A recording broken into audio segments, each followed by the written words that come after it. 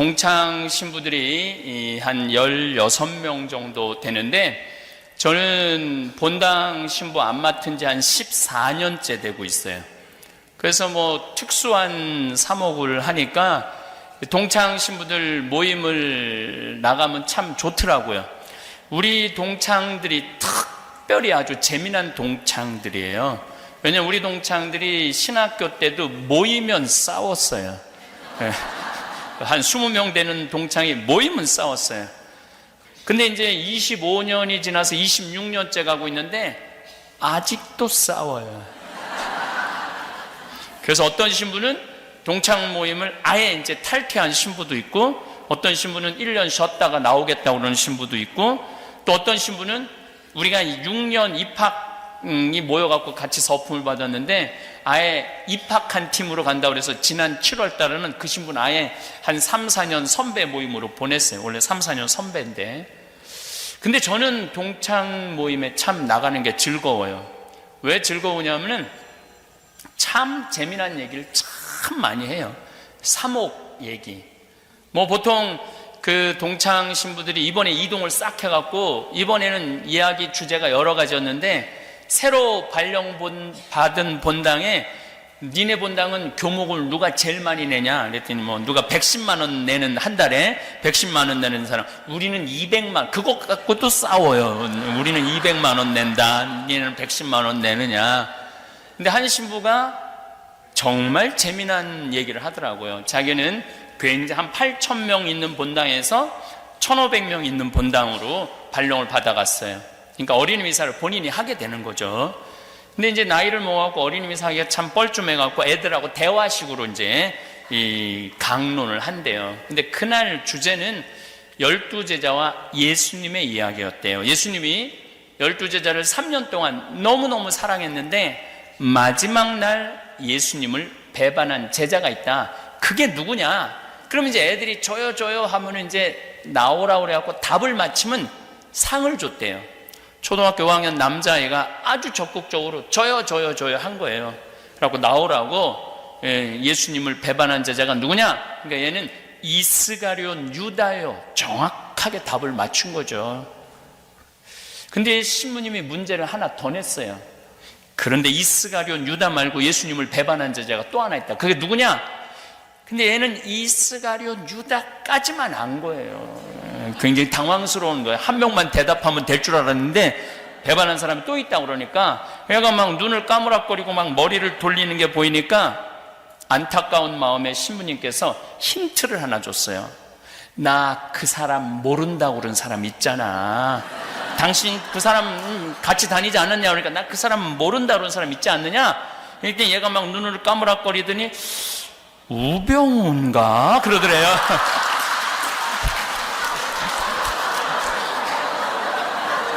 그래갖고 완전히 이게 미사가 완전히 정반대의 답이 나왔고 너무너무 성당에 아주 난리가 난 거예요.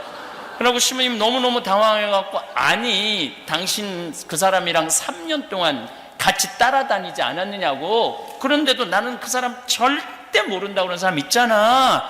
그때 얘가 또 눈을 막 까무락거리더니 그럼 김기춘인가? 그러더래요. 저녁을 먹으면서 그게 그 어린이 미사를 참석한 아빠가 인터넷에 띄운 거예요. 너무너무 재밌다고 오늘 재미난 어린이 미사 강론을 봤다고. 근데 저는 이제 그 얘기를 듣고 운전하고 평창으로 이제 들어가면서 처음에는 너무 웃었지만은 조금 운전하고 오는데 갑자기 슬프더라고요. 지금 우리 대한민국의 어른들이 물려줄 나라가 이런 나라인가? 책임지지 않고 모른다고 그러고 나는 그런 거 한 적 없다고 그러고 온 그 청문회에 나온 모든 사람들이 참 창피하더라고요. 그러니까 이 생명이 흘러넘치는 나라가 아니라 죽음이 흘러넘치는 나라를 물려주는 거 아닌가. 지난번에 대통령 선거할 때 대구에서 출마한 대통령 후보가 만약에 우리 대구 지역에서 이번에 대통령이 나오지 않는다면 우리 대구 사람들은 전부 낙동강에 가서 빠져 죽어야 된다고 아니 대통령 안 나오는 게 뭐 그렇게 슬픈 일인가. 낙동강에 가서 빠져 죽을 정도로. 제 생각에는 그렇게 열심히 대통령 선거 운동했는데 떨어졌으면 낙동강에 가서 빠져 죽을 게 아니라 낙동강에 가서 쉬어야죠. 그동안 고생했으니까. 근데 우리는 목적을 이루지 못하면 죽어야 돼. 목적을 이루지 못하면. 그냥 중간에 최선을 다한 건 소중한 게 아니야. 목적을 이루지 않으면 죽어야 돼. 그래서 그런 걸 보면 참 안타깝더라고요. 이게 정치인들만 그런 게 아니에요.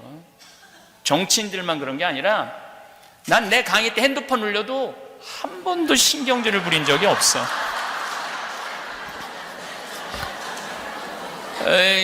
내가 왜 신경질을 안 부리느냐면 내가 30대 때 내가 강의 때 핸드폰 울리면 딱 멈추고 뭐라고 그랬어요.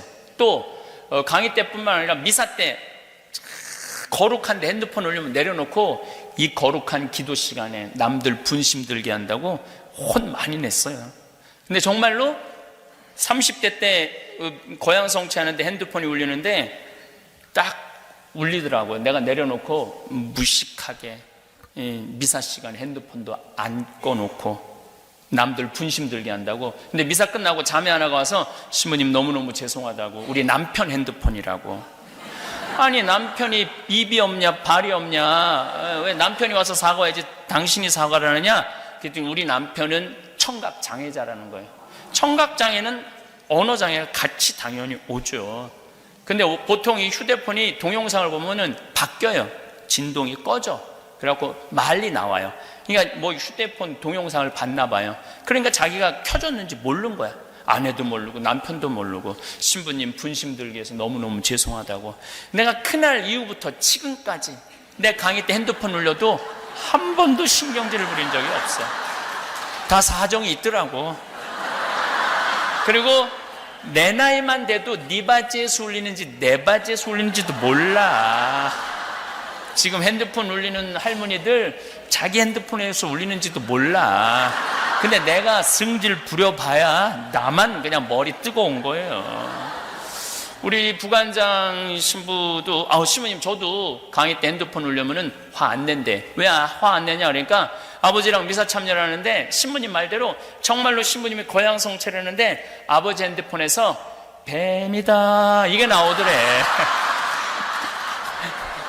아니 내 아버지 핸드폰에서도 뱀이다 이게 나오는데 내가 누구를 뭐라고 그러느냐고. 그래서 혹시 까먹을 수도 있고 그러니까 어쨌거나 이게 정치인들만 그러는 거 아니에요. 여러분들도 집에서 보면 자식들한테 너 이번에 대학 떨어지면 너하고 나하고 접시에 코 박고 죽자. 내가 여기 왜 왔는데, 내가 이 고생을 왜 하는데, 그래갖고 애가 시험을 못 본다고 떨어졌다고 접시에 코 박고 죽자고 그래. 그러니까 우리 한국 사람들은 enjoy your life를 못 하는 거야. 그냥 즐기면 되는데 죽기 아니면 까무러치기야. 너무너무 스트레스를 받고 사는 거예요.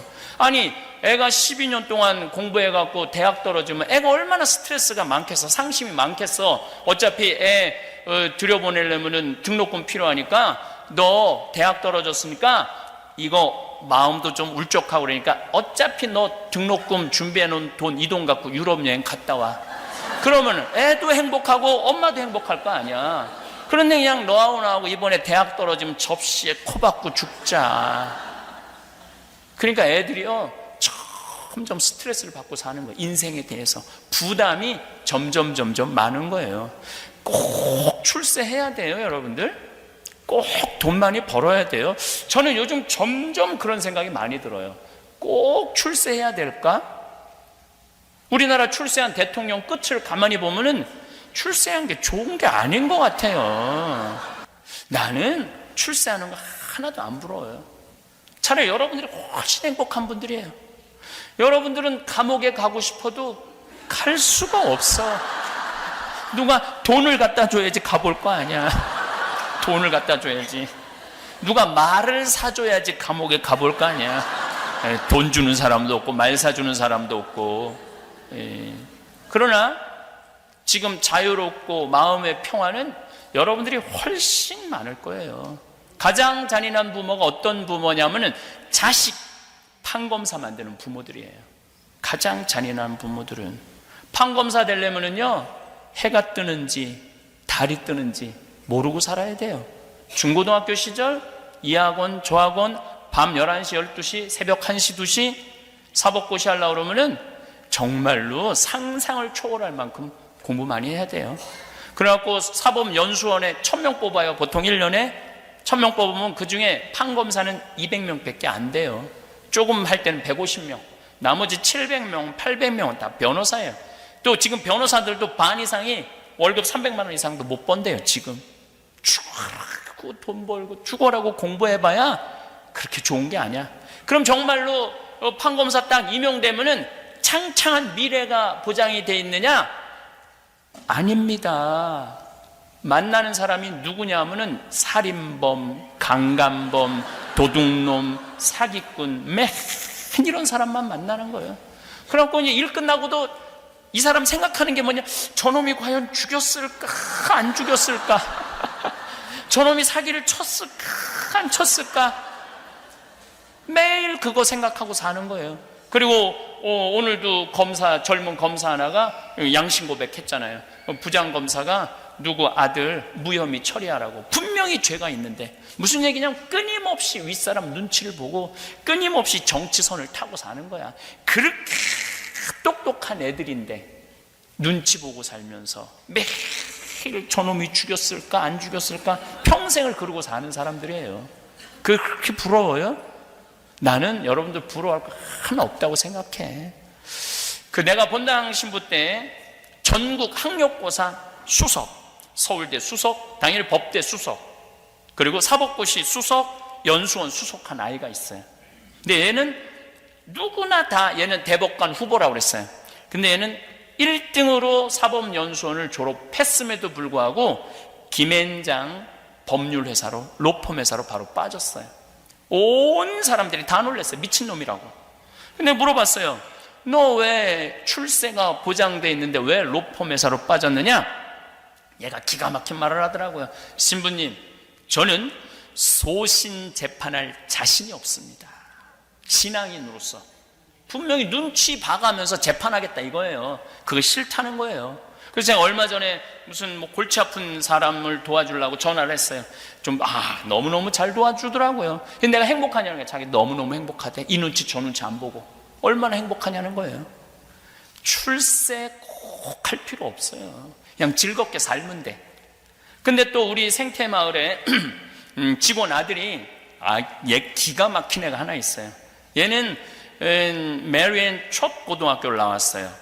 동부의 코네티컷에 있는 이 학교는 누가 나온 학교냐면 케네디가 나온 학교예요. 케네디가 나온 학교인데 이 학교 학생들은 자가용 타고 학교 안 온대요. 비행기 타고 오지.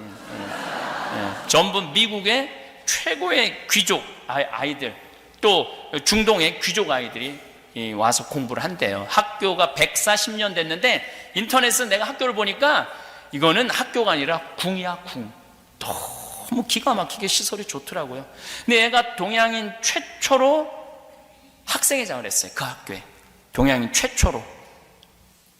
그리고 얘는 콜롬비아 대학 4년 전액 장학생으로 갔고 콜롬비아 대학을 졸업을 했어. 얘는 이제 월가에 가면은 그 학생회장이니까 얼마나 인기가 좋았으니까 학생회장을 했을 거 아니에요. 걔네들 조금만 은행에 취직을 해갖고 좀 자금 유치하면은 얘는 돈방석에 앉는 애야. 그리고 그 누나가 너는 이제 월가에 가면은 너는 이제 돈방석에 앉는다 그랬는데 얘가 딱 한국에 와서 우리 평창에 와서 아버지하고 저한테 그러는 거예요. 우리 직원이 그 아버지니까 아버지, 신부님, 저 연극하고 싶어요. 전혀 준비도 되지 않은 그 분야에서 공부도 하지 않은 애가 저 연극하고 싶다는 거예요. 근데 저는 내 주위에 있는 모든 사람들한테 똑같이 하는 얘기가 있어요. 인생은 별거 없다. 하고 싶은 거 하고 살다가 죽는 게 최고의 인생이다. 남 눈치 봐가면서 이 판사들 눈치 보고 검사들 이 눈치 저 눈치 봐가면서 이 선 탔는데 여기 우병우 라인이 망가지면 다 쫓겨나고 저 라인이 망가지면 다 쫓겨나고, 그런 거보다도 내가 하고 싶은 거 하고 사는 게 최고로 행복한 사람이다. 시키자. 아버지도 이제 좀 돈이 필요했음에도 불구하고 좋다고 시키자고 그래서 했어요. 얘가 NYU 뉴욕 주립대학 대학원을, 연극 대학원을 갔어요. 2년 졸업을 하고 나서 연주회를 하는데 뭐 NYU 대학 졸업 연주회 그 중에 가장 많은 감독들한테 네임카드를 받았대요. 근데 얘는 정말로 뮤지컬 배우로서, 연극 배우로서 치명적인 약점이 있어요. 어떤 약점이 있느냐면 나보다 키가 조금 커요. 치명적이죠. 그럼에도 불구하고 하고 싶으니까. 그런데 얘가 뭐 오디션에 됐느냐 하면은 시카고, 이번에 시카고, 작년 아마 11월 달부터 이번 한 4월 달까지 시카고에서 조지 해밀턴이라는 뮤지컬을 했어요. 여기서 6개월 연속 1800석 전성 매진. 근데 얘는 뭐에 됐느냐 하면 조연의 더블 캐스팅에 됐어요. 조연이 아프면은 대타로 나오는 걸로. 그런데 나는 그거 된 것만 해도 나는 너무너무 기가 막힌 거예요. 졸업하자마자 경험도 없는 애가 거기에 된다라는 게 6개월 하고 이제 지난 5월 언제 끝났어요? 6개월에 얘가 받는 게 10만 달러예요. 10만 달러. 조연의 대타인데도 10만 달러. 아파트 다 구해주고 이사 오면 이사 비용 다 대주고 10만 달러. 근데 지난 5월 달에 이제 끝났으니까 얘 또 새로운 오디션을 봐야 되잖아요. 근데 얘는 어디에 가서 오디션을 받느냐면 브로드웨이에 가갖고, 누가 하는 거냐면 줄리 테이머라고 라이언 킹 제작자가 이번에 M 버터플라이라고 브로드웨이에서 공연을 새로 올려요. 거기에 주연으로 뽑혔어요. 주연으로. 기가 막히지 않아요? 한국인 최초로 10월 27일 날 아마 첫 공연을 한다고 그래. 근데 너무너무 재미난 거는 시카고에서 이 해밀턴 마지막 연극 때 이쪽 제작자가 얘가 줄리 테이머한테 선택을 받은 거 아니에요. 그랬더니 네가 나한테 오면 언제든지 주연을 시켜주겠다.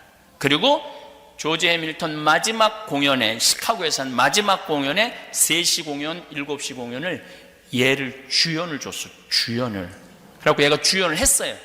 그리고 커튼콜을 나한테 보내는데 정말로 기립박수를 받는데, 마지막에 그 하이파이를 동료들하고 하는데 키가 조그마니까 다 점프해서 하이파이를 하더라고요. 점프를 해서. 그럼에도 불구하고 기립박수를 받고 그런다는 건 얘가 너무 에너지가 많은 애예요. 에너지가 많아. 얘를 월가에 데려다 놨으면은 얘하고 술 먹고 비유 맞추고 쟤하고 술 먹고 비유 맞추고 그럴 거 아니에요. 걔는 행복하지 않았을 거예요. 근데 자기는 너무너무 행복하대. 근데 더 기가 막힌 건 얘가 나한테 편지를 했어요. 이제 그 오디션이 되고 난 다음에, 신부님 너무너무 감사하다고. 왜 감사하냐면은 내가 평상시에 얘 오면은 2,000달러, 3,000달러 막 줬어요. 내가 또 사람한테 투자하는 기본이 있거든. 막 줬어. 또 뉴욕에 가면은 나오라 그래갖고 밥 사주면서 또 1,000달러 강사료 받은 거 뭐 한국까지 갖고 가요. 그냥 다 줬어. 근데 얘가 신부님, 저는 신부님을 기억합니다. 우리 집이 너무너무 힘들 때 신부님이 배려해주고 유머로 안아주고, 난 내 강의 때 핸드폰 울려도 한 번도 신경질을 부린 적이 없어.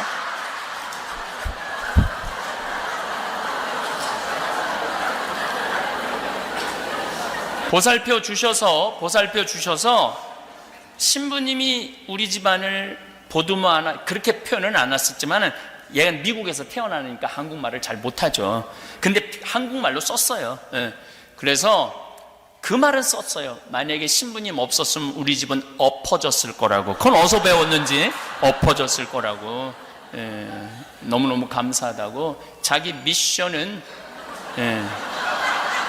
내가 내일 저 휴대폰에 관련된 강의도 할 거예요.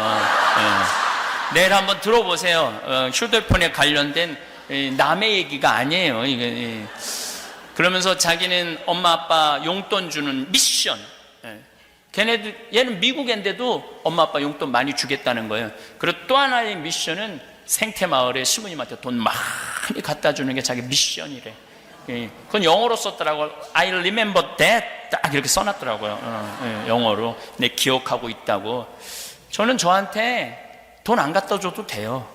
그냥 그 아이가 그렇게 행복하게 사는 모습을 보면서 아, 인생은 별게 아니구나. 그냥 자기가 하고 싶은 거 하는 게 인생이구나. 만약에 저는 걔가 성공하지 않았다도 행복하다고 그러면 그럼 그걸로 오케이예요. 굳이 성공까지 갈 필요도 없어요. 그냥 자기가 좋아하는 거 하면서 살면 되니까. 저는 제가 신학교 때 중고등학교 때 어머니 아버지가 성당을 안 다녔어요. 내가 신학교 간다고 그랬을 때 반대를 너무너무 많이 하셨어요. 정말 고등학교 3학년 때 학교 공부 끝나고 너무 배고파갖고 라면을 끓이면은 어머니가 거실에 나와서 라면을 뺏어갖고 변기통에 버리셨어요. 너는 라면 먹을 자격 없다고. 신학교 우리 어머니 뭐 옛날엔 다 그랬죠. 서울대 법대 가라고. 실력도 안 되는데 참 부모들은 참 답답해. 자식이 실력이 뭔지도 모르고 무조건 서울대 법대 가라고. 실력도 안 되는데 먹을 자격 없다고 버리고 그랬어요. 신학교 내내 저를 불만족한 눈으로 바라보셨죠. 근데 요즘은 어머니가 요즘 이제 평화방송 나올 때는 내가 대단한지 몰랐는데 아침마당에 5번을 나오는 걸 보고 아침마당에 5번을 나오는 걸 보고 어머니가 하는 말이 있어요. 내가 저 인생의 앞길을 막았다면 우리 아들 못 했을까? 굉장히 불행했을 거예요. 끊임없이 사제에 대한 그리움, 원망 이런 게 있었을 거예요. 내 아들이 저렇게 좋아하고 전 세계를 돌아다니면서 저렇게 하고 싶은 거 내가 왜 말렸는지 모르겠다고 너무너무 미안하고 후회된다고. 인생은 하고 싶은 걸 하고 살아야 돼요. 그리고 여러분들 자녀들 공부 못해도 공부를 못하는 건 죄가 아니에요. 공부를 못하는 거. 그리고 되게 공부 못하는 애들이 성격이 참 좋아요. 초등학교 때 보면은 공부 못하는 애들 보면 내일 시험인데도 뜨긋해. 근심 걱정이 없어. 얘는 아무 위기도 못 느끼는데 엄마가 느긋한 애를 보고 하는 말이 있어요. 내가 너 같은 걸 낳고 좋다고 미역국 끓여 먹은 내가 미친년이다. 그 초등학교 4학년, 5학년 애가 당황스러운 거예요. 내가 뭘 잘못했다고 엄마가 미역국 끓여 먹었다고 미쳤다고 그러나? 그리고 애가 막 밥 맛있게 먹으면은 엄마가 또 한마디 해. 밥이 목구멍으로 넘어가냐. 아니 얘가 무슨 죄를 졌다고 밥 먹는 것까지 목구멍으로 넘어가냐. 점점 삐뚤어지는 거야 얘가. 그래갖고 고등학교 3학년 때 보면 괴물이 되는 거. 괴물. 원래 성격 좋은 애들을 계속 엄마가 넌 나쁜 놈이다, 넌 죽일 놈이다, 너 이번에 대학 떨어지면 너하고 나하고 접시에 코 박고 죽자, 이런 얘기를 하니까 애들이 점점 삐뚤어지는 거예요. 공부를 못하는 건 죄가 아니에요. 우리 조카들을 보면은 정말로 6명이 조카가 있는데 다 돌머리예요. 애들이야.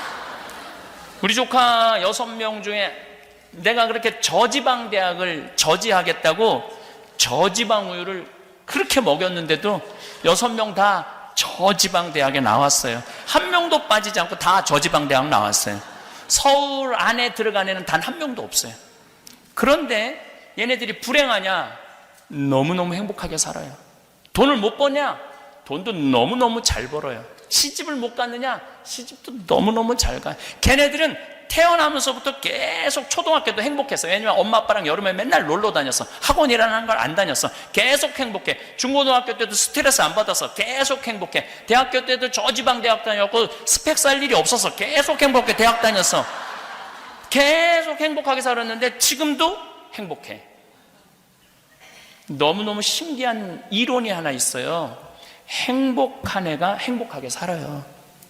어렸을 때 불행하게 지낸 애들은요, 커서도 불행해요. 판검사 잘난 애들 중에 정신 나간 애들 얼마나 많아요. 길거리에서 성행위하고 자기 혼자 자의행위하고 옷 벗고 별 애들이 다 있어요. 누가 판검사 되는 애들이 그런 애들이 많은 거예요. 삐뚤어 잘한 애들이죠. 공부는 잘했지만은 행복하지 않은 애들이에요. 공부는 잘했지만. 우리 생태마을에 직원이 40명 있어요. 굉장히 오고 싶어 하죠. 취직하고 싶어요. 그런데 제가 강의 중에 공부하기 싫어하는 애들 다 나한테 데리고 와라. 다 나한테 데리고 와요. 취직시켜달라고. 근데 그 애들은 어떤 상태 애들이냐면은 컴퓨터, 게임 중독, 우울증, 알코올릭, 약물 중독에 걸린 애들이에요. 그러니까 다 망가진 거지. 누가 망가뜨렸냐? 엄마들이 다 망가뜨려 놓은 거예요. 그렇게. 그래갖고 신부님 다 망가뜨려 놓고 나한테 데리고 와서 얘 좀 어떻게 좀 해봐라. 내가 받아주죠. 근데 한 달 이상을 버티질 못해요. 왜냐하면 계속 걔네들은 불행했기 때문에 이 행복한 사람들 속에 섞일 수가 없는 거예요. 그러니까 어렸을 때 불행하게 자라면 커서도 불행할 수밖에 없어요. 우리 누나 아들이 첫째 조카인데 얘도 저 지방대학 나왔어요. 근데 얘는 결혼도 너무너무 잘했고 애들한테도 너무너무 잘하고, 그리고 놀라운 거는 연봉 1억이 넘어요. 돈을 1억 이상 벌어요. 애가 행복하니까 뭘 해도 잘 돼. 행복한 애들은 뭘 해도 잘 되게 돼 있어요. 근데 우리 큰형 아들이 이번에 대학을 우리 조카들은 특징이 있어요. 단 한 명도 직장 생활하는 애들이 없어요. 왜냐하면 원서를 넣을 수가 없어. 원서를 넣을 수가 없어. 내가 뭐 웃기자고 하는 얘기가 아니에요. 진짜 애들이 머리가 나빠요. 그냥 직장 생활 할 수가 없어. 근데 이번에 다섯째도 대학을 2월 달에 졸업하는데 그 제일 큰 형, 연봉 1억이 넘는 형이, 야, 내가 이 사업을 해보니까 이게 블루오션이다. 너 이거 한번 해봐라. 여기저기 괜히 원서 넣어갖고 100번, 200번 떨어지지 말고.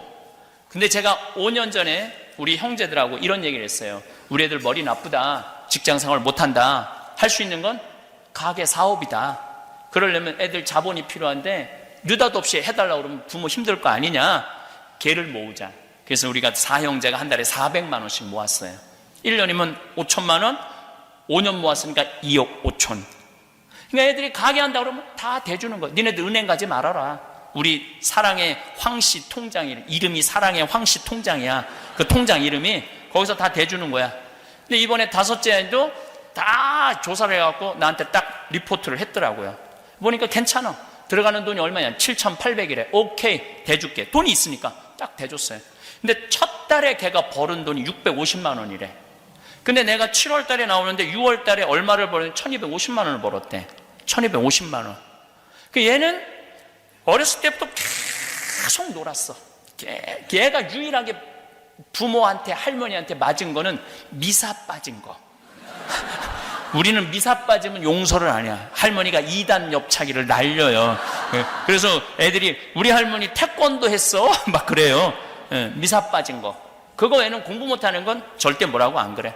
얘는 어렸을 때부터 쭉 행복하게 지내고, 중고등학교 때도 공부 스트레스 안 받고 행복하게 지내고, 대학교도 행복하게 지내고, 돈도 행복하게 버는 거야. 그래, 삼촌, 나 이거 너무너무 잘한 것 같아. 왜?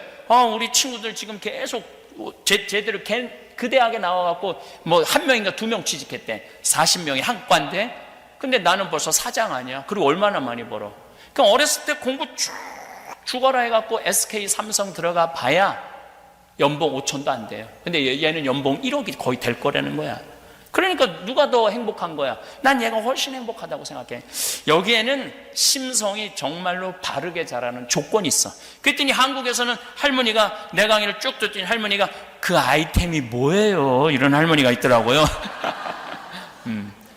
아이템이 중요한 게 아니라 행복한 애가 해야지 돈을 버는 거예요. 불행한 애가 하면은 언젠간 망가지게 돼 있어요. 제일 중요한 건 뭐냐면 행복해야 돼. 여러분들 어떻게 좀 행복하세요? 지금? 많이 행복하세요? 네, 맞아요.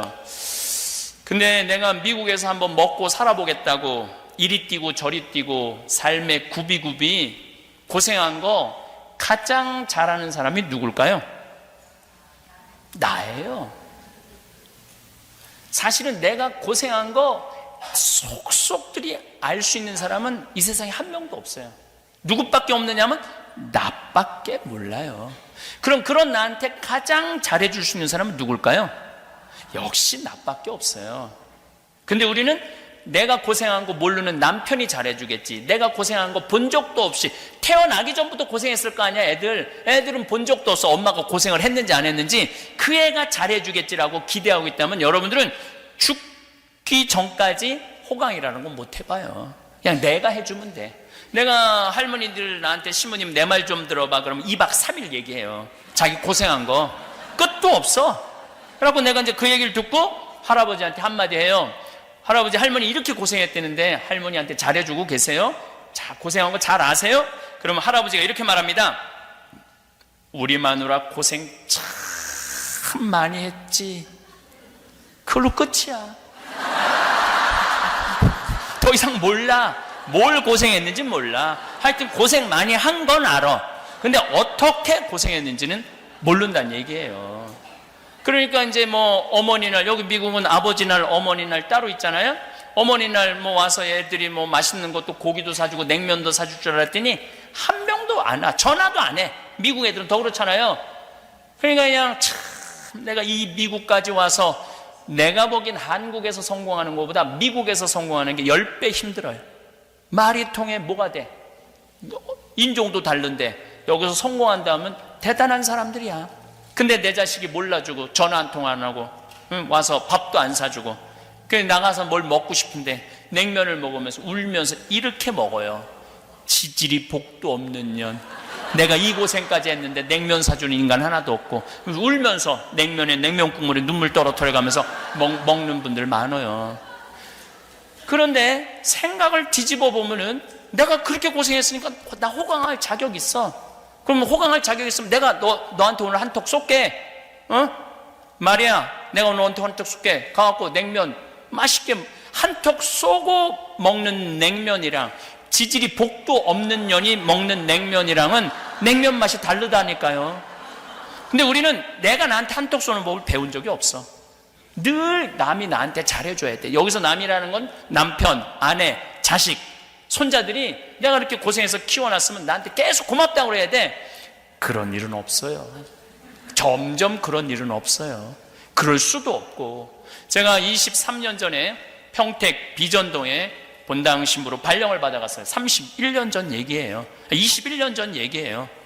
근데 31살에 본당 신부로 발령을 받아갔는데 신자가 3,500명이야.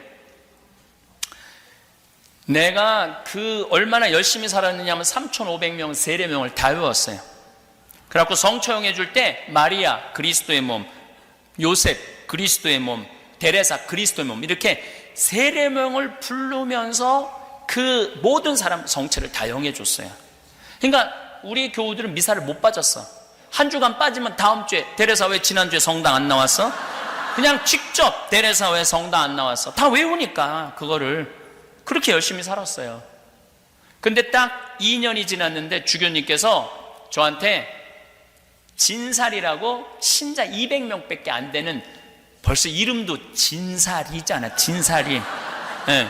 평택 평야가 내려다 보이는 농사 짓는 사람들 거기에 성당을 분가하라는 거예요. 나도 신설 성당에 본당 신부인데, 초대 본당 신부인데 뭐 성당에 할 게 얼마나 많아요. 마이크도 다시 해야 되고 뭐 건물도 다시 다 해야 되고 십자가도 뭐 너무너무 일이 많은데 분가를 하라는 거예요.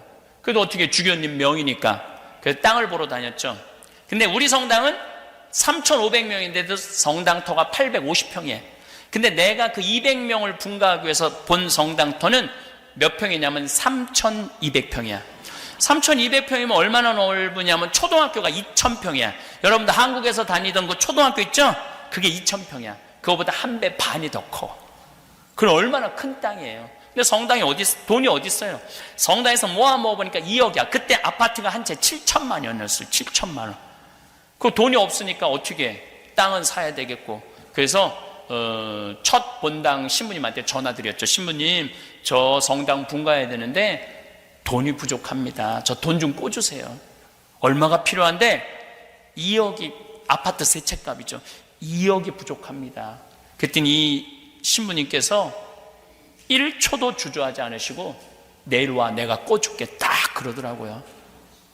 내가 또 인간관계가 또 참 좋아요. 내가 생각해도 인간관계가 너무 좋아. 그래서 다음날 올라갔더니 1억짜리 수표를 2장을 딱 끊어 놓으셨어요. 집 세 채 값을 안주머니에 넣고 운전하고 1시간 반을 내려오는데 차 안에서도 두리번거렸어요. 이 돈 훔쳐가는 놈 없나. 차 안에서 아마 그런 기분 난 지금 그때 그 가슴 뛰는 게 아직도 기억에 나요. 그렇게 가슴이 설레고 무섭고 내가 막 벌벌벌벌 떨면서 땅 계약을 했어요. 땅 계약을 해놓고 회장님들한테 발표를 했죠. 땅을 샀다. 회장님들이 난리가 난 거야. 200명 분가하는데 우리는 850평밖에 안 되는데 그 큰 땅이 왜 필요하냐. 젊은 신부가 간도 크지. 왜 우리하고 상의도 안 하느냐. 상의 안 한 이유가 있어. 상의하면 땅값 뛸까 봐. 비밀리에 한 거죠. 그리고 거기 성당터 못 짓는다는 거야. 33살에 한참 삼삼한 나이인데 33살에 막 내가 뭐 큰일을 잘못한 것 같고 이거 어떻게 하면 내가 그걸 어떻게 해. 내가 책임지겠다. 몇 개월 잠을 못 자서 정말로 그 성당터에 수백 번도 더 갔다 와봤어요. 가보면은 허허 벌판이니까. 그러니까 여기 허가가 안 나길 수도 있겠다 이런 생각 들고 다시 한번 가보면 또 허가 날 것 같기도 하고. 그리고 이제 후임자 신부가 왔는데 1년 후배 신부가 온 거예요. 200명 갖고 무슨 성당을 줘. 10억이 들어간다는데. 근데 내가 너 7억 해줄게. 네가 3억만 모아. 그 IMF 때 내가 7억을 해줬어요. 그리고 난 떠났죠. 떠났는데 이제 20년의 세월이 흘렀잖아요. 그런데 거기 아파트가 다 들어와 갖고 신자가 2,000명이 넘는데. 그리고 주차장이 넓으니까 여기도 뭐 주차장 어마어마하게 넓더라고요. 근데 한국은 여기는 다 한 명이 타고 한국은 4-5명이 타고 오잖아요. 주차장 걱정이 없다는 거야. 그러니까 밭이 넓으니 땅이 넓으니까 뒤에 뭐 배추 심어갖고 김장 해먹고 또 그냥 이제 나무가 우거져갖고 여름에는 바깥에다 커피숍 셔놓고 럭셔리 커피도 먹고 아파트 사람들이 성당 사람이 즐기는 게 아니라 아파트 사람들이 저녁에 애들 유모차 끌고 와서 즐긴다는 거. 그래서 아주 그쪽 교우들의 그 만족도는 아마 여기 정화상 바오로 성당 만족도하고 거의 비슷할 거야. 너무너무 행복한 거야. 그런데 그렇게 내가 마음고생해서 땅 사고 분가한 거 아무도 몰라. 누구만 알아? 나만 알아. 나만 아는 거예요. 여기 계신 여러분들 이민 와갖고 정말 뭐 어떤 분은 막 40달러 갖고 온 분도 있고 100달러 갖고 온 분도 있고 정말로 하루하루 그렇게 한 거 자식들이 알 것 같아요? 몰라요. 몰라. 또 고생한 거 얘기하면 애들이 뭐라 그래? 엄마 그만해. 한 번만 하면 100번째야. 이거 얘기해도 몰라. 얘기 안 해도 모르고. 그러니까 고생한 걸 누구만 아느냐면 나만 아는 거예요. 나만. 그러면 그런 고생한 거 나만 아는 나한테 가장 잘해줄 수 있는 사람은 누구밖에 없을까요? 나밖에 없어요. 우리는 큰 착각을 하고 사는 거예요. 내 행복은 남편이 책임져 주는 것도 아니고 자식이 책임져 주는 것도 아니에요.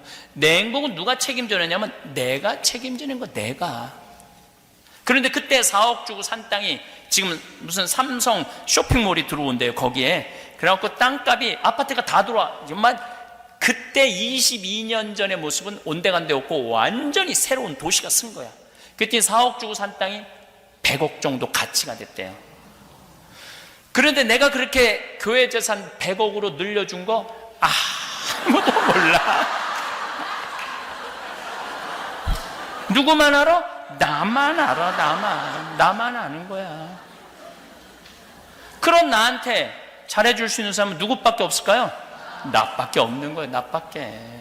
그래서 저는 저한테 참 잘해줘요. 누가 뭐라 그래도 나는 남한테 원망 거의 안 해요.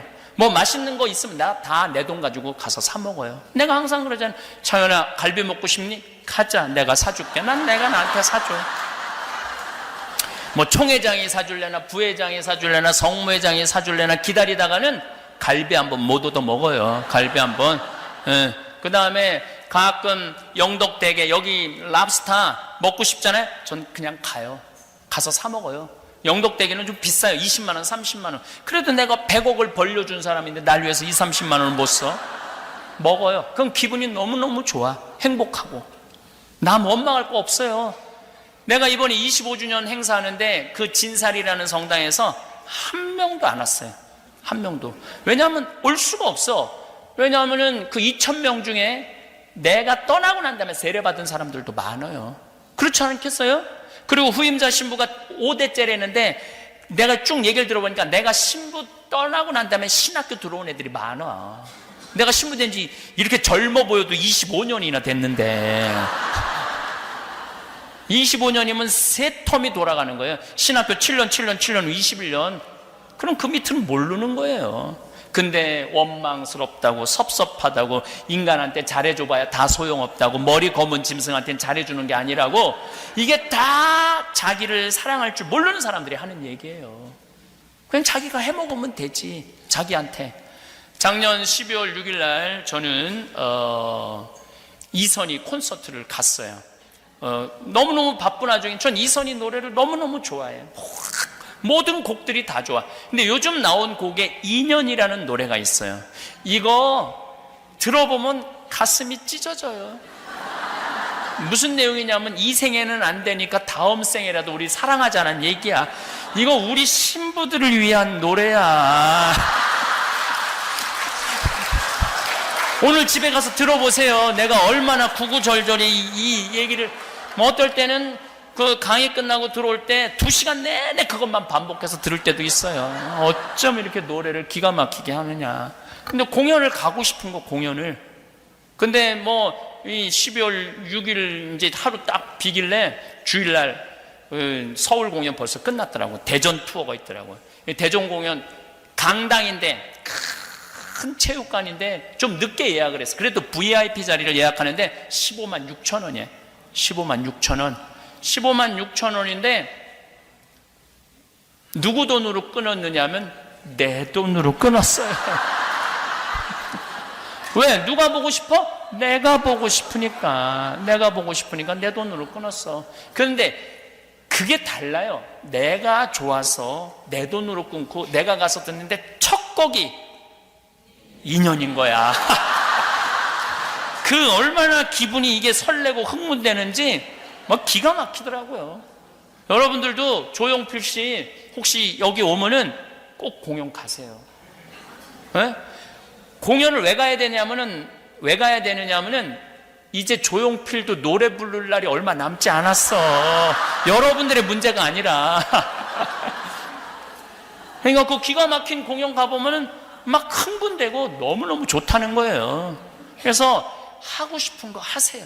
그리고 지질이 복도 없는 년이 냉면 먹지 말고 이제까지 미국에 와서 30년 동안 애쓴 멋있게 사는 나한테 한턱 쏘는, 한턱 쏴서 먹는 냉면. 그래갖고 눈물찍 콧물찍 흘리지 말고, 아, 난 정말 멋있게 살아왔어. 난 정말로 이 미국에 와서 이 정도면 난 훌륭해. 나는 오늘 냉면 먹을, 시카고 피자 먹을 자격 있어. 진짜 맛있더라고요, 시카고 피자. 아마 할머니들도 입맛에 그렇게 그 토마토 올려놓은 것도 정말 맛있더라고요. 그래서 사서 드세요. 그래, 애들이 엄마, 네가 알아서 먹어. 나도 내가 알아서 먹을 테니까 네가 알아서 먹어. 네 인생 네가 알아서 살아. 내 인생 내가 알아서 살 테니까. 그래서 여러분들, 이제 여러분들한테는 남은 인생 행복하고 즐겁게 사는 일만 생각하세요. 자식들, 손자들 걱정하지 말고. 여러분들 여기 미국 올 때 환경이랑 지금 자식, 손자들 환경이랑 비교해봐요. 어때요? 상상도 할 수 없고 비교도 할 수 없어요. 근데 뭐하러 걔네들 걱정을 하고 앉아있어. 지금 답답할 때가 많아요, 보면은. 그러니까 여러분들 건강이나 보살피세요. 근데 이 건강에 제일 권하는 게 뭐냐면 청국장 가루야.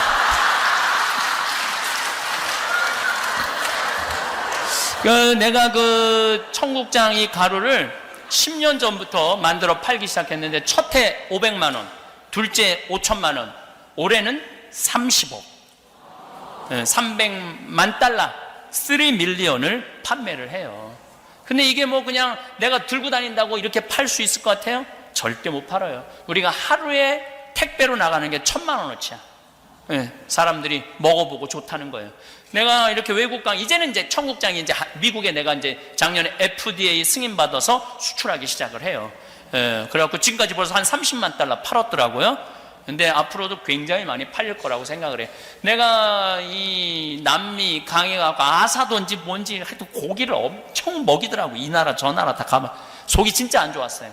한국에 가고 너무 안 좋았는데 청국장 가루 밥숟갈 두 숟갈, 밥숟갈 두 숟갈 크게 뜨셔야 돼요. 조그맣게 뜨면 안 돼. 티스푼으로 뜨면 안 돼요, 여러분들. 밥숟갈 그래봐야 그 한 봉지 한 달 먹을 수 있어요. 밥숟갈 크게 떠갖고 여기 물에 타서 내가 먹고 다음날 화장실을 갔는데 똥이 60cm가 나오더라고. 굵은 똥이 60cm가 나오더라고. 굵은 똥이. 아, 진짜 좋은 것 같아. 예. 미국 LA에 확 붐이 일어나는 건 어떤 분이 당이 있는데 당이 잡혔대. 그래갖고 뭐 이분 저분 다 사준대. 고혈압도 마찬가지지만. 내가 이렇게 전화를 받아보면은요, 가끔 직원들이 너무 바쁘면 나도 전화를 받거든요. 생태마을에서. 한 분이야. 3-4명을 꼭 물어봐요. 저 천주교 신자 아닙니다. 천주교 신자 아닌데 어떻게 주문했냐 그러니까 너무, 또 마침 수원에 우리 정자 꽃매라고 우리 집 동네야.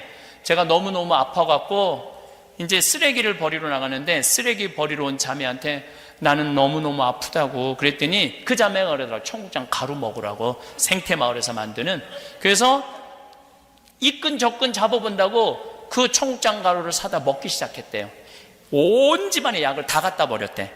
신부님 너무너무 감사하다고. 참, 난 우리 교우들은 복음을 전하라고 그랬더니 청국장 가루를 전하고 있어. 전하려면 복음을 전해야지. 제가 성서 강의하는데 그 학생 중에 한 명이 우리나라 고려대학교 대학병원 약학장이야. 교수죠. 당연히 약사고. 근데 나한테 하루는 찾아와서 신부님 저는 신장의 하나를 기능을 못합니다. 그리고 하나는 52%밖에 기능을 못합니다. 약사니까 아주 자기 몸에 대해서도 너무 잘 설명을 하더라고요. 제가 피곤하면 화장실에 가면 콜라 색깔이 나옵니다. 신장은 좋아지는 경우가 없습니다. 점점 5살 6살쯤 되는데 점점 안 좋아지다가 마지막엔 투석을 하게 되는 경우입니다. 근데 약으로는 안 되니까 건강식품을 찾아봤대요. 근데 우리 생태마을에 청국장이 K2라는 성분이 있대. 그게 신장에 좋대요. 그래갖고 본인이 FDA 승인받은 거 보내라고. 그거 완전히 영어로 된 건데 딱 받아보더니 단백질 변형도 너무 잘 돼 있고 철분 함량이 너무너무 많다는 거예요. 이 철분이, 이 50대 60대 된 주부한테 최고 필요한 게 철분이라고 그러더라고요. 철분 함량이 너무 많아갖고 자기가 먹기 시작을 했는데 3달을 먹었는데 52% 기능밖에 못하던 게 64%로 올라갔다는 거예요. 신부님 제가 이 리포트 드릴 테니까 온 세상 사람들한테 얘기하세요. 제가 그래도 전문가입니다. 정말로 좋은 청국장 이렇게 만들어서 판매해 주셔서 너무너무 감사하다고. 내가 그 청국장 갖고 왔어요. 이 인생의 중반을 넘어서니 문득 이런 생각이 듭니다. 지금까지 살아온 인생이 과연 내가 원했던 삶이었을까? 아니면 누군가가 정해놓은 기준에 맞춰 살아온 것은 아닐까? 젊은 시절에는 바쁘게 살아가느라 이런 질문을 할 여유조차 없었습니다. 직장에서 승진하고 집을 마련하고 아이들을 키우고 노후를 준비하느라 정신없이 달려왔죠. 하지만 이제는 다릅니다. 시니어 시기는 단순히 나이 들어가는 과정이 아닙니다. 오히려 진정한 자유를 누릴 수 있는 인생의 새로운 장이자 그동안 미뤄왔던 진짜 행복을 찾을 수 있는 황금 같은 시간입니다. 사회가 정해놓은 울타리에서 벗어나 오롯이 내 마음이 원하는 대로 살아갈 수 있는 특별한 시기인 것이죠. 많은 분들이 이제 늦었다고 말씀하시지만 저는 감히 이렇게 말하고 싶습니다. 지금이야말로 진정한 시작입니다. 다른 사람의 눈치를 보며 살 필요도 없고 남들과 비교하며 스스로를 힘들게 할 이유도 없습니다. 이제는 당당히 나를 위한 시간을 가져도 되는 나이가 되었으니까요. 돌이켜보면 젊은 시절 우리가 추구했던 성공은 참으로 획일적이었습니다. 좋은 대학에 가고 안정된 직장에 취직하고 승진하고 더 많은 돈을 벌고 더 좋은 집에 살고 아이들을 더 좋은 대학에 보내는 것. 마치 정해진 공식처럼 모든 사람이 같은 목표를 향해 달려갔습니다. 그런데 말입니다. 그 모든 것을 어느 정도 이뤄낸 지금, 과연 그때 그 성공이 진정한 행복을 가져다 주었을까요? 승진했을 때의 기쁨은 얼마나 오래 지속되었나요? 새 집으로 이사했을 때의 설렘은 언제까지 계속되었나요? 자녀가 좋은 대학에 합격했을 때의 뿌듯함은 얼마나 지속되었나요? 아마 대부분 그리 오래가지 않았을 것입니다. 잠시 기뻤을 뿐, 곧 다시 다음 목표를 향해 달려가야 했으니까요. 더 솔직하게 말하면 그런 성공들 사이사이에는 수많은 스트레스와 피로가 있었습니다. 밤늦게 퇴근하는 날들, 아이들과 제대로 시간을 보내지 못하는 아쉬움, 몸이 힘들어도 참고 견뎌야 하는 순간들. 성공이라는 이름 아래 우리는 참으로 많은 것들을 희생해왔습니다. 건강도, 가족과의 시간도, 때로는 자신의 꿈도 뒤로 미뤄가며 달려왔습니다. 그때는 나중에 하며 버텼지만 정작 그 나중이 왔을 때는 이미 많은 것들을 잃어버린 후였습니다. 이제는 알 수 있습니다. 진정한 성공은 외부의 기준이 아니라 내 마음의 만족에 있다는 것을. 남들이 보기에는 평범해 보일지라도 내가 진정으로 원하는 일을 하며 살아가는 것이야말로 진짜 성공입니다. 제가 아는 한 분은 정년 퇴직 후 평생 꿈꾸던 사진을 배우기 시작했습니다. 처음에는 주변에서 이제 와서 뭐하러 그런 걸 배우느냐고 말하는 사람들도 있었지만 그분은 아랑곳하지 않았습니다. 지금은 동네 사진 동호회에서 가장 열정적인 회원이 되었고 자신의 작품으로 작은 전시회까지 열었습니다. 그분의 얼굴에는 젊은 시절 회사에서 일할 때보다 훨씬 밝은 미소가 가득합니다. 이제야 내가 진짜 원하는 걸 하고 있다는 그분의 말이 아직도 기억납니다. 또 다른 분은 은퇴 후 동네 도서관에서 책 읽어주는 봉사활동을 시작했습니다. 월급도 없고 남들이 알아주지도 않는 일이지만 아이들의 눈망울이 반짝이며 이야기에 빠져드는 모습을 볼 때면 그 어떤 승진보다 큰 성취감을 느낀다고 합니다. 회사에서 큰 프로젝트를 성공시켰을 때보다 더 뿌듯하다는 그분의 고백이 인상적이었습니다. 60대 후반의 한 여성분은 평생 남편과 자녀들을 위해 살아오다가 이제야 자신을 위한 시간을 갖기 시작했다고 합니다. 요가를 배우고 친구들과 등산을 하고 오랫동안 미뤄뒀던 여행을 다니며 이제야 얘가 누구인지 알겠다고 말씀하시더군요. 이것이 바로 진정한 성공입니다. 돈이나 지위가 아니라 내 마음이 진정으로 원하는 일을 하며 살아가는 것. 그 일을 통해 내가 행복해지고 더 나아가 다른 사람들에게도 작은 기쁨을 줄 수 있다면 그것이야말로 최고의 성공이 아닐까요? 우리는 종종 타인에게서 위로와 인정을 받으려고 합니다. 가족이나 친구들이 우리를 격려해주고 사랑해주기를 기대하죠. 물론 그런 관계들도 소중합니다. 하지만 가장 중요한 것은 바로 나 자신과의 관계입니다. 생각해보세요. 이 세상에서 가장 오랫동안 내 곁에 있었던 사람은 누구일까요? 바로 나 자신입니다. 어린 시절의 두려움부터 학창 시절의 고민, 직장 생활의 스트레스, 육아의 어려움, 중년의 위기, 그리고 지금의 고민까지 이 인생의 모든 순간을 함께 견뎌온 동반자는 다름 아닌 나 자신입니다. 그런데 우리는 정작 그 자신에게는 너무 인색합니다. 작은 실수에도 스스로를 질책하고 남들과 비교하며 자신을 깎아내리고 나는 왜 이 모양이지? 자책하기 일쑤입니다. 다른 사람이 실수하면 괜찮다. 누구나 실수할 수 있어 라고 위로하면서도 자신의 실수에는 가혹하게 굽니다. 이렇게 오랜 시간 함께해온 동반자를 이토록 박대해도 되는 걸까요? 나이가 들면서 몸도 예전 같지 않습니다. 계단을 오르면 숨이 차고 밤에 잠도 잘 안 오고 기억력 예전 같지 않습니다. 무릎이 아프고 허리가 뻣뻣하고 눈도 침침해집니다. 이런 변화를 받아들이기 어려울 때가 있죠.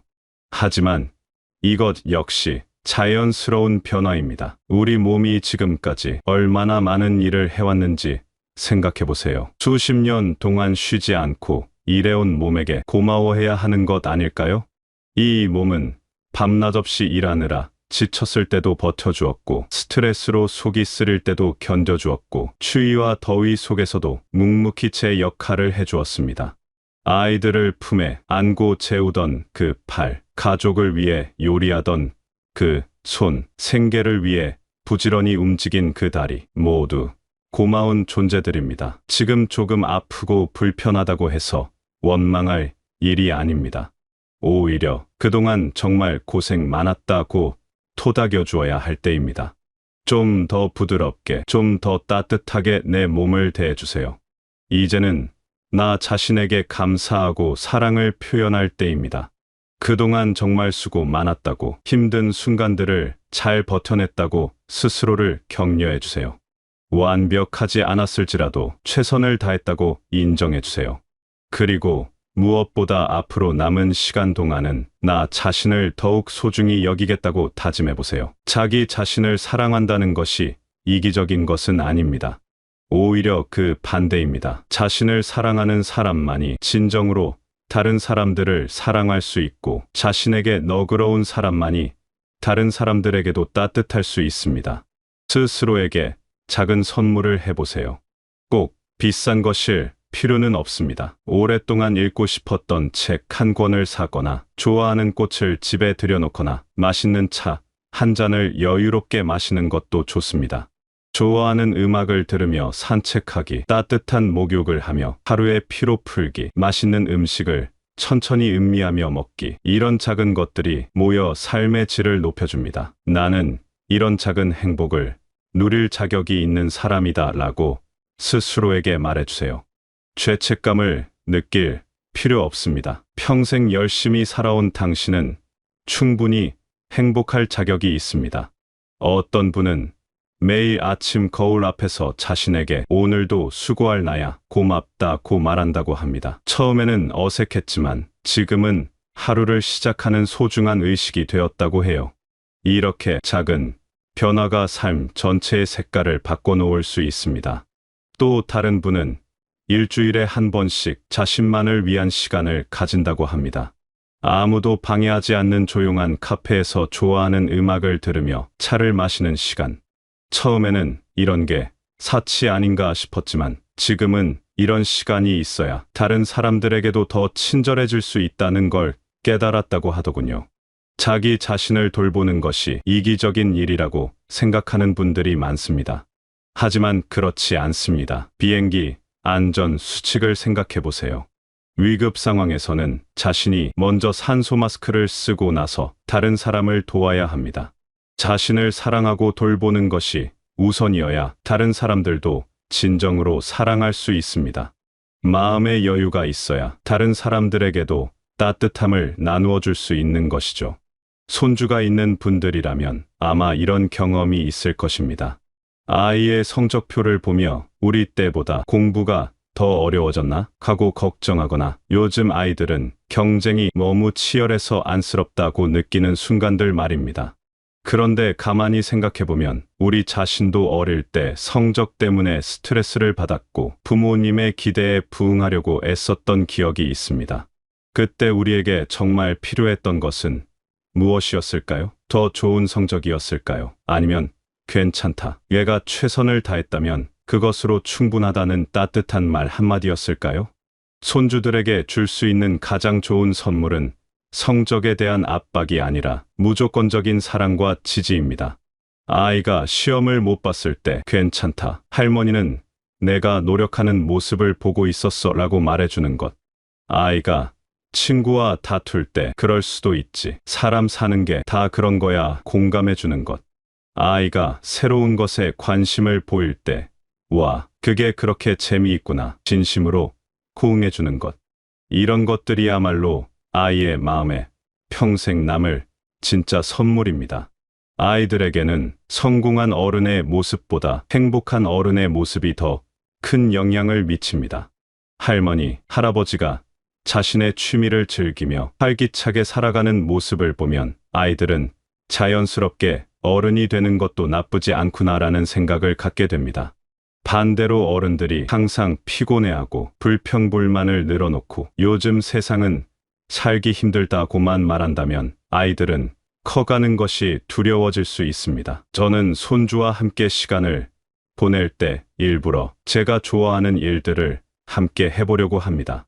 화분에 꽃을 심기도 하고 간단한 요리를 함께 만들기도 하고 산책을 하며 예쁜 돌멩이를 주워오기도 합니다. 처음에는 아이가 이런 걸 왜 하느냐고 묻더니 지금은 할머니랑 있으면 재미있다고 말합니다. 아이와 함께 하는 이런 소소한 활동들이 어른이 되었을 때 따뜻한 추억이 될 것입니다. 또한 아이들 앞에서는 다른 사람들에 대해 부정적인 말을 하지 않으려고 노력합니다. 누군가를 비난하거나 험담하는 대신 그 사람도 나름의 사정이 있을 거야 라고 말하거나 좋은 점을 찾아 말해주려고 합니다. 아이들은 이런 모습을 보며 다른 사람을 이해하고 배려하는 마음을 배웁니다. 공부를 잘해서 좋은 대학에 가고 좋은 직장에 들어가는 것도 물론 중요합니다. 하지만 그것보다 더 중요한 것은 어떤 상황에서도 자신을 사랑하고 작은 일에서도 기쁨을 찾을 줄 아는 마음입니다. 그런 마음을 가진 아이가 진정으로 행복한 어른이 될 수 있습니다. 우리가 다음 세대에게 물려줄 수 있는 가장 값진 유산은 무엇일까요? 재산이나 부동산도 중요하지만 그것보다 더 소중한 것은 올바른 가치관과 삶의 태도입니다. 아이들은 어른들의 말보다는 행동을 더 주의 깊게 관찰합니다. 우리가 실수했을 때 변명하지 않고 솔직하게 인정하는 모습, 약속을 지키려고 노력하는 모습, 다른 사람을 배려하는 모습들을 보며 자신도 그런 어른이 되어야겠다고 생각합니다. 반대로 어른들이 자신의 잘못을 남 탓으로 돌리거나 거짓말로 상황을 모면하려고 하는 모습을 보면 아이들은 어른도 그러는구나 라며 그것이 자연스러운 일인 줄 알게 됩니다. 특히 요즘 아이들은 예전보다 훨씬 영리하고 관찰력이 뛰어납니다. 어른들의 말과 행동이 일치하지 않으면 금세 알아차립니다. 특히 시니어 세대인 우리들에게는 더 큰 책임이 있습니다. 이 인생의 경험이 많은 만큼 젊은 세대들에게 좋은 모범을 보여줘야 합니다. 나이가 들었다고 해서 모든 것이 용납되는 것은 아닙니다. 오히려 더 성숙하고 지혜로운 모습을 보여줘야 합니다. 제가 알고 있는 한 어르신은 동네에서 정말 존경받는 분입니다. 그분의 특별한 점은 절대로 남의 험담을 하지 않는다는 것입니다. 누군가 다른 사람의 흉을 보려고 하면 그 사람도 나름대로 사정이 있을 거야 라고 말하며 화제를 돌립니다. 또한 자신이 잘못했을 때는 나이에 관계없이 진심으로 사과하는 모습을 보여줍니다. 젊은 사람에게도 잘못했으면 미안하다고 말하는 그분의 모습을 보며 많은 사람들이 감동을 받습니다. 또 다른 분은 가 넘는 나이에도 새로운 것을 배우려는 자세를 잃지 않습니다. 스마트폰 사용법을 젊은 사람들에게 배우고 새로운 요리법을 익히고 시대의 변화에 적응하려고 노력합니다. 나이 먹으면 고집만 세진다는 편견을 깨뜨리는 모습이죠. 이런 모습을 보는 젊은 세대들은 나이 드는 것도 나쁘지 않구나라는 생각을 갖게 됩니다. 이런 모습을 보며 자란 아이들은 나이가 들어도 겸손하고 따뜻한 마음을 잃지 않는 어른이 됩니다. 이것이야말로 돈으로 살 수 없는 진정한 유산입니다. 우리가 해야 할 일은 어렵고 거창한 것이 아닙니다. 일상에서 정직하게 살아가는 것, 다른 사람을 배려하는 것, 자신의 실수를 인정하는 것, 감사하는 마음을 갖는 것. 이런 평범하지만 중요한 가치들을 몸소 실천하며 보여주는 것입니다. 예를 들어 식당에서 음식을 주문할 때 젊은 직원에게도 존댓말을 사용하고 고맙습니다 라고 말하는 것. 지하철에서 임신부나 거동이 불편한 사람을 보면 자연스럽게 자리를 양보하는 것. 실수로 다른 사람에게 피해를 끼쳤을 때 나이 차이에 관계없이 진심으로 사과하는 것. 이런 작은 행동들이 모여 우리의 인품을 만들어갑니다.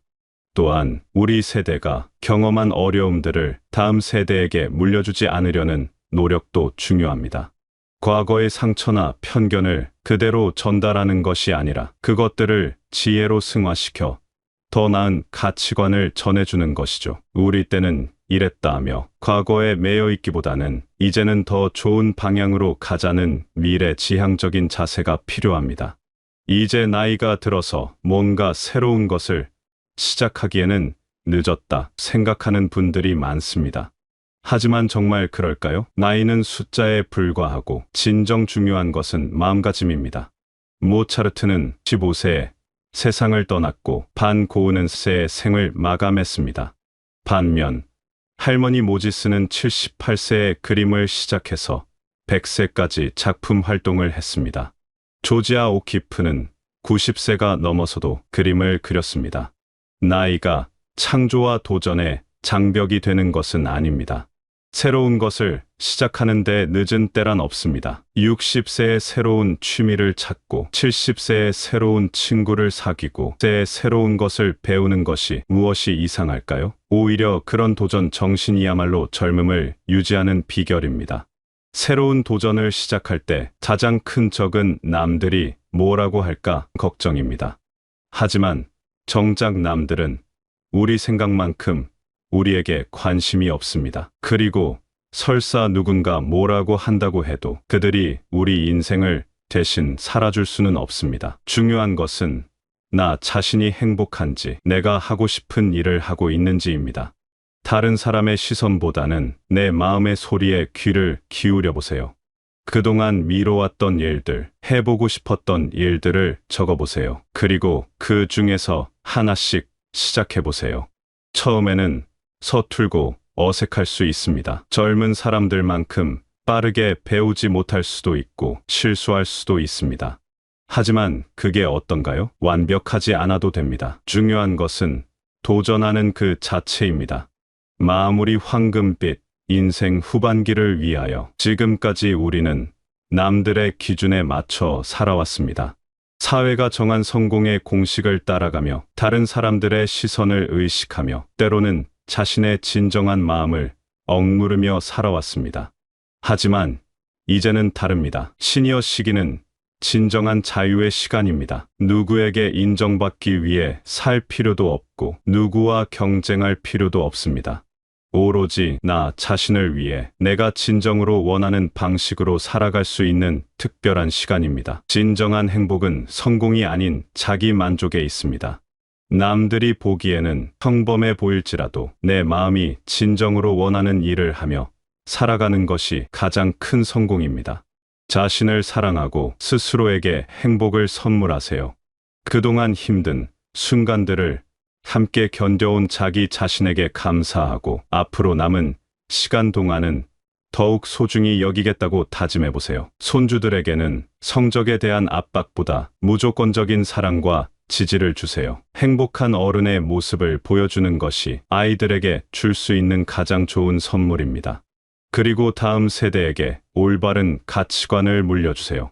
정직하고 책임감 있는 모습, 다른 사람을 배려하는 마음, 감사하는 자세를 몸소 보여주는 것이 돈으로 살 수 없는 진정한 유산입니다.